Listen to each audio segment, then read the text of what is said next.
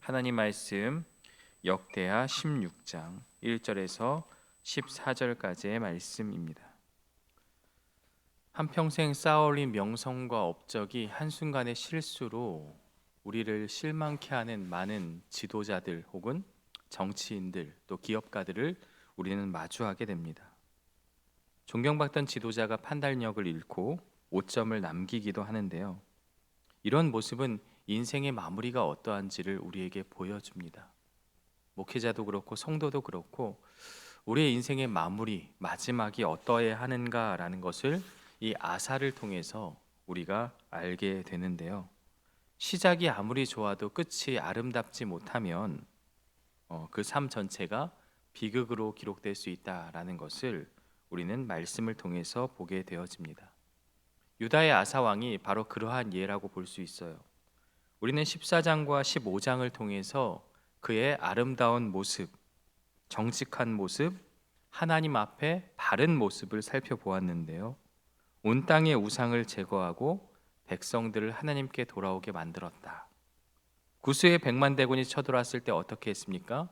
하나님께 부르짖음으로 그의 군대가 승리하는 놀라운 은혜를 경험한 그 왕이었지만 이 역대하 16장은 그의 인생의 충격적인 반전을 보여주고 있어요. 하나님을 의지하던 아사가 어떻게 통치 말년에 변했는지를 적나라하게 우리에게 보여주는데요. 1절의 말씀을 보면 아사 왕 제36년에 이스라엘 왕 바아사가 유다를 치러 올라가서 라마를 건축하여 사람을 유다 왕 아사에게 왕래하지 못하게 하려 한지라. 아사가 왕위에 있은 지 41년 후에 죽었다고 13절에 기록된 것을 보면 그의 통치 36년이라면 거의 통치 말미라고 볼 수 있어요. 바로 그때 어떠한 일이 벌어졌냐면 북이스라엘의 바아사가 유다를 치러 올라와서 라마를 건축하게 됩니다. 왕래하지 못하게 하기 위해서. 베냐민 지파의 성읍이고 예루살렘에서 한 8km 정도 북쪽으로 아주 근거리에 하나의 요새처럼 뭔가를 만든 거예요. 이는 아사에게는 심각한 위협이 될 수 있는데요. 여기서 우리는 실패의 원인을 발견하게 됩니다. 과거에 구스의 군대가 쳐들어왔을 때 하나님께 부르짖고 기도했지만 이번에는 달라요. 2절부터 그 내용을 보면 하나님께 묻거나 기도하는 장면이 전혀 등장하지 않아요. 오히려 구스의 100만 대군이 쳐들어왔을 때가 더 긴박했고 더 큰 위협이었습니다. 이들은 라마를 건축하기는 했지만 아직은 치러 오지 않았거든요. 북이스라엘 아직은 쳐들어오지 않았단 말이에요. 그렇다면 그때와 지금을 비교하면 그때가 더 위협적이고 지금은 오히려 더 큰 위협이 아니었음에도 불구하고 기도하며 하나님의 뜻을 구하는 대신에 인간적인 방법을 사용합니다. 그게 2절과 3절인데요. 아사가 여호와의 전 곳간과 왕궁 곳간에 은금을 내어다가 여호와의 전에 여호와께 바쳐진 그 돈을 가져다가 무슨 짓을 하느냐? 다메섹에 사는 아람 왕 벤하닷에게 보내게 되죠. 왜 보냈겠습니까? 뇌물이죠. 정치적인 뇌물을 보내는 거예요.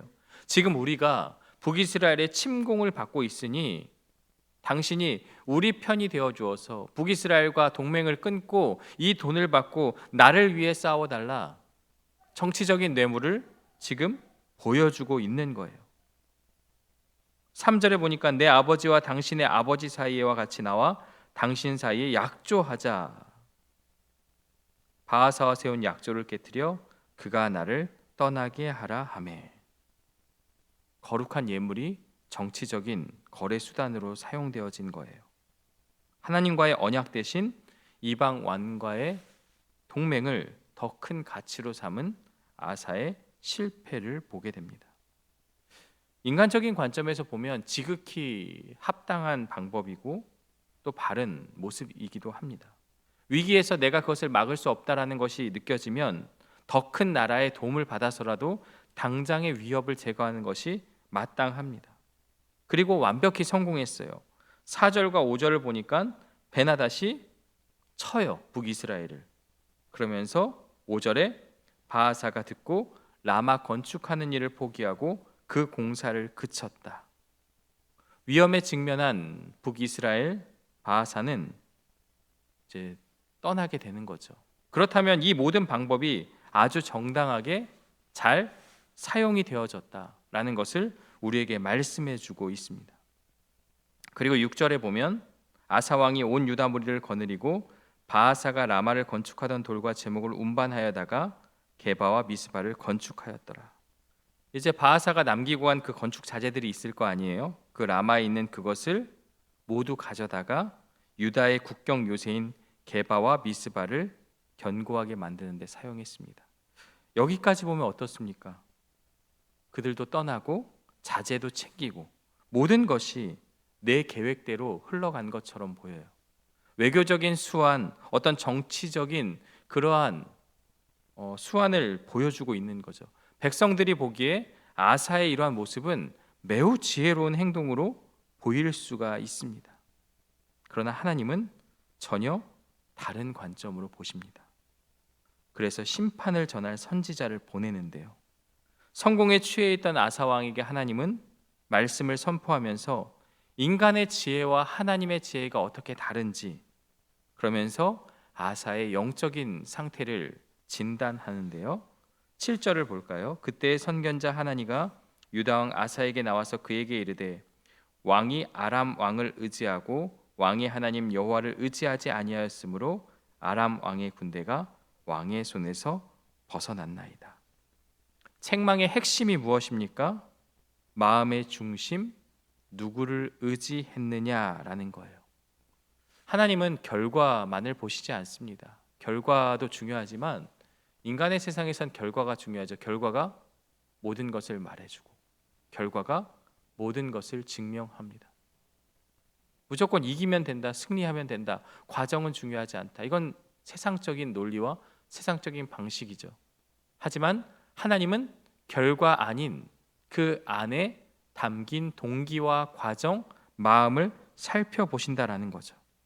인간의 마음과 의지가 하나님을 떠나 있다면 아무리 결과가 눈에 보기에 좋더라도 그것은 실패다라는 것을 분명하게 말씀하고 있어요. 겉으로는 성공했을지 모르지만 하나님이 보실 때 그의 모든 것들은 하나님의 마음을 떠난 영적인 실패라는 것을 꼬집어서 이야기하고 있어요. 그러면서 무슨 말을 합니까? 하나님가 아람 왕의 군대가 왕의 손에서 벗어났나이다. 이게 무슨 말입니까? 아람 왕의 군대는 우리 편인데 벗어났다라는 것은 이제 아람도 너에게 큰 힘이 되어줄 수 없다. 벗어났다는 것은 이 너희가 돈으로 산 매수한 그 나라의 왕도 너희에게 위협이 될 수 있다. 너희 손에서 벗어난다. 언제까지 너희에게 평화와 안전을 보장해 줄 수 없다. 라는 것을 말하고 있는 거예요. 이 말씀에 대해서 또 어떤 주석가들은 한 걸음 더 나아가죠. 하나님을 의지하고 하나님을 바라보았다면 아람마저도 다 유다가 정복하고 승리할 수 있었는데 오히려 이것이 그들에게 걸림돌이 되어서 인간의 계획과 인간의 방법이 하나님의 더 큰 계획을 가로막은 성공으로 포장되어 있지만 사실상 실패다라는 것을 보여주고 있다. 이렇게도 해석을 합니다. 하나님은 아사의 불신앙을 더욱 날카롭게 지적하기 위해서 과거를 소환하는데요. 8절입니다. 구스 사람과 룹 사람의 군대가 크지 아니하며 말과 병거가 심히 많지 아니하더이까. 이 말은 무슨 말입니까? 역대하 14장에서 유다 군대보다 훨씬 거대했던 구스와 룹의 연합군 앞에서 아사는 하나님을 의지하고 하나님께 나아갔죠. 유다의 군대가 심히 적었고 그의 군사력은 너무나도 연약했지만 그 순간에 하나님을 의지하고 하나님을 바라보았더니 승리한 기억이 있지 않습니까? 과거에 이런 일이 있지 않았습니까? 더 큰 위협과 더 큰 아픔과 더 큰 고통이 있었지만 그 순간 하나님을 의지하고 붙잡았을 때 승리하지 않았습니까? 왕이시여, 그때의 하나님과 지금의 하나님은 다른 하나님입니까? 라고 말하는 것처럼 보여요. 그때의 도움을 주셨던 하나님과 지금 하나님은 당신에게 다른 하나님입니까? 라고 질문하는 것처럼 보여요. 하나님이 도와주셨고 역사하셨고 함께 하셨고 부르짖음을 통해서 힘을 주셨는데 왜 지금은 그 하나님을 의지하지 못하고 인간적인 방법을 사용해서 그렇게 선택하여 나아가고 있습니까? 라는 거죠. 훨씬 작은 위기인데, 훨씬 그보다 큰 문제가 아닌데 어째서 이방 왕을 의지하며 나아갑니까? 이어서 하나님은 구절을 통해서 핵심을 선포하는데요. 성경 전체를 관통하는 하나님의 성품을 드러내는 위대한 말씀을 전합니다. 구절을 보면 여호와의 눈은 온 땅을 두루 감찰하사 전심으로 자기에게 향하는 자들을 위하여 능력을 베푸시나니 이 일은 왕이 망령되이 행하였은즉 이후부터는 왕에게 전쟁이 있으리라 하매. 이 말씀은 두 부분으로 나눌 수 있는데요. 먼저 하나님은 어떤 분이신가? 구절이 뭐라고 얘기해요? 온 땅을 두루 살피시며 간절히 당신을 찾는 자, 마음을 다해 하나님을 의지하는 자를 애타게 찾고 있다라는 것. 그리고 그 하나님을 발견하면 당신에게 능력을 베풀어 주기를 기뻐하는 분이다라고 하나님에 대해서 말씀하고 있습니다. 역대기를 관통하는 핵심 말씀이 되는 거죠.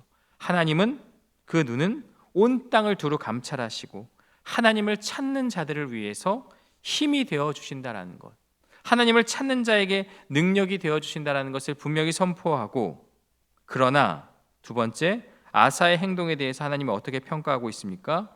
왕이 망령되이 행하였다, 어리석게 행하였다라는 거예요. 하나님의 지혜가 아니라 인간의 지혜를 택하였고 세상이 보기에 지혜로운 외교의 처사였고 외교술이었지만 하나님이 보실 때는 엉망이다, 어리석었다라고 평가하고 있습니다. 이후부터는 왕에게 전쟁이 있으리라.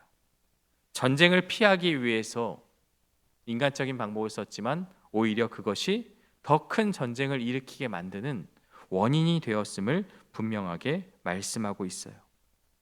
이렇게까지 선지자, 선견자를 통해서 메시지가 전해졌다면 아사 왕은 어떻게 해야 합니까? 늦었지만 그래도 하나님께 무릎 꿇고 회개하며 진실된 마음을 고백해야 했습니다. 그러나 그의 통치 말미가 아름답지 못했던 건 오히려 그는 분노하고 선견자를 옥에 가두는 그러한 만행을 저지르게 되는데요. 10절에 보니까 아사가 노하여 선견자를 옥에 가두었더니, 왜 노했을까요? 틀린 말이 아니잖아요. 하나님의 말씀이 불편했던 거예요. 왜 불편할까요? 그의 통치의 전반에 있었던 하나님 마음에 합한 그 모습이 변질이 된 거죠. 하나님에 대한 그 마음이 변하였기 때문에 하나님의 말씀을 듣고도 분노하고 화가 나고 오히려 그 전하는 메신저를 옥에 가두는 그러한 잘못을 저지르게 되는 거죠. 백성 중에서 몇 사람을 또 학대하였다. 마음이 굳어져서 더 이상 하나님의 교훈을 받아들이지 못하는 상태가 되었다는 거예요. 이것이 바로 영적인 쇠퇴의 원인이 되었던 거죠. 아사 왕의 실패가 바로 이 말씀 가운데 기록되어 있습니다.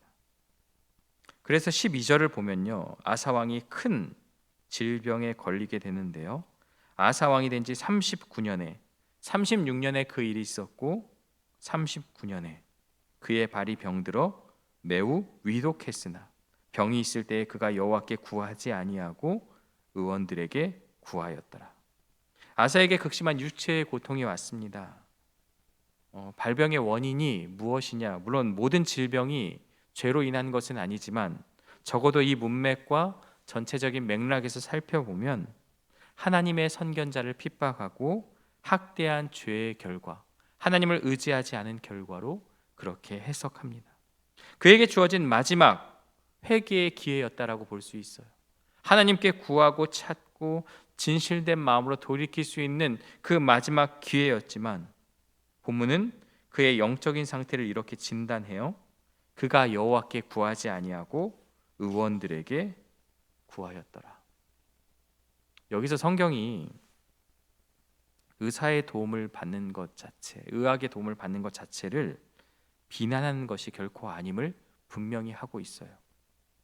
사실 그렇지 않습니까?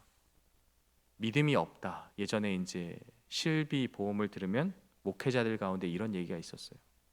믿음이 없어서 보험을 든다. 말도 안 되는 얘기죠. 보험이 있어야죠. 치료 받아야 되고요. 아프면 병원에 가는 게 맞습니다. 물론 하나님께 기도도 해야 되고요. 그러나 무턱대고 하나님께 기도만 한다고 해서 병이 고쳐진다면 하나님께서 의사들을 만드시고 의사들을 통해서 치료하는 모든 과정이 사실상 필요가 없겠죠. 오늘 본문은 그걸 이야기하는 게 아니죠. 그러나 오늘 본문에서는 하나님께 구해야 한다라는 것. 적어도 아사는 하나님께 구해야 하고, 또한 당시의 어떤 의술과 의학적인 것에는 주술적인 측면이 첨가가 되거든요. 단순히 그냥 오늘날 병원처럼 그렇게 고쳐주는 게 아니라 그 안에 온갖 무속과 그러한 잘못된 것들이 있기 때문에 그가 의원들에게 구하였다라는 것은 단순히 의사에게 찾아갔다라는 것으로 볼 것이 아니라 하나님의 방법이 아닌 세상적인 방법을 구했다라고 볼 수가 있습니다. 아사의 선택은요, 하나님이 아닌 세상이었습니다. 13절과 14절은요, 아사의 죽음과 장례를 묘사하는데요, 큰 성대한 그런 장례식으로 보여지고요, 백성들의 애도를 받았습니다.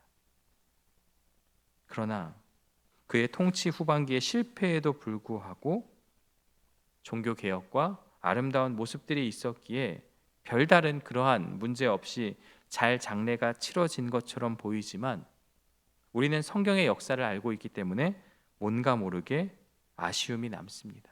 그의 마지막은 하나님을 잊어버린 자라는 평가를 받게 되는데요, 그의 영적 쇠퇴는 세 단계로 요약할 수 있습니다.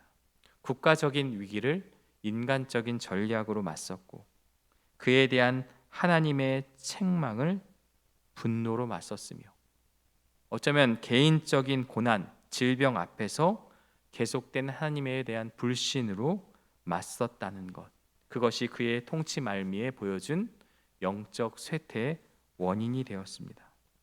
우리가 이 말씀을 통해서 무엇을 깨닫게 됩니까? 우리는 영적인 건망증을 경계해야 한다는 것입니다. 우리도 영적인 건망증이 있어요. 무엇을 말합니까? 하나님이 나에게 하신 일, 하나님이 나의 인생에 베푸신 은혜, 하나님이 나에게 주신 많은 것들을 깜빡깜빡하는 그러한 건망증이 있다는 거예요. 바로 아사가 그러했잖아요. 구스의 100만 대군을 승리한 그 모든 기억들을 다 잊어버렸어요. 어느 순간 잊어버리고 하나님이 나에게 하신 역사를 잊어버리는 그 순간 무엇을 택했느냐? 인간적인 방법과 인간적인 기술을 선택하게 되고 결국 그것이 영적 쇠퇴의 원인이 되었다는 거예요. 우리는 하나님의 놀라운 은혜와 그 기적을 너무나 쉽게 잊어버려요. 그래서 또 다른 문제가 위기가 닥치면 하나님의 은혜를 한 번도 경험하지 못한 사람처럼 두려워하고 인간적인 방법을 찾기에 급급합니다. 오늘 우리에게 무엇을 말합니까? 이미 우리에게 주신 하나님의 은혜를 기억하라. 거기에서부터 출발한다는 것을 우리에게 말씀하고 있습니다. 아사의 외교술은 단기적으로는 성공했지만 하나님은 망령된 일이라고 평가하셨습니다. 우리도 어떻습니까? 결과만 좋으면 되지. 결과가 말해주잖아. 세속적인 가치관에 너무나 익숙해져 있습니다. 과정이야 어찌됐든 결과만 좋으면 그만이야 라고 생각할 때가 많이 있는데요, 하나님은 결과만이 아니라 과정과 동기, 마음의 중심을 보신다라는 것을 우리에게 말씀해 주고 있습니다. 아사의 삶이 주는 가장 큰 교훈은 무엇입니까? 끝까지 신실해야 한다.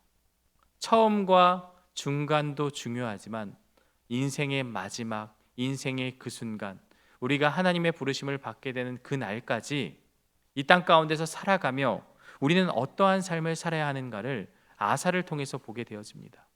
이 사람의 모습처럼 처음은 좋았지만 끝이 무너져 버리는 인생이 아니라, 처음은 미약하고 과정은 실패가 있을지라도 인생의 마지막, 신앙의 연륜이 깊어지고 그 기간이 길어질수록 어떠한 모습을 보여야 되느냐? 더 신실하게 하나님과 가까워지는 그러한 마음으로 살아야 된다는 것을 우리에게 말씀하고 있습니다. 하나님은 전심으로 자기에게 향하는 자, 하나님을 향하는 자를 찾고 있습니다. 오늘 우리는 나의 삶의 위기와 나의 삶의 문제 앞에서 하나님을 전심으로 찾고 있습니까? 아니, 평탄하고 평안 가운데서도 하나님을 찾고 있습니까? 우리의 마음을 온전히 주님께로 돌이키는 저와 여러분들 되시기를 주님의 이름으로 축원합니다. 함께 기도하겠습니다. 하나님 아버지, 오늘 주시는 말씀을 통해서 아사 왕의 인생의 마지막을 살펴보게 됩니다. 그의 인생의 전반부는 너무나도 아름다웠고 하나님의 마음을 기쁘시게 하는, 하나님을 전심으로 찾는 자였습니다. 그러나 인생의 말미에 와서 그의 마음은 하나님을 떠나 더 이상 하나님의 말씀에도 반응하지 않는 굳어버린 마음이 되었음을 보게 됩니다. 우리 또한 하나님의 말씀을 묵상하고 그 말씀이 우리 마음에 찔림이 되게 하여 주시고, 그 말씀을 통해서 간절히 하나님을 찾는 그러한 믿음의 결단이 우리에게 있게 하여 주옵소서.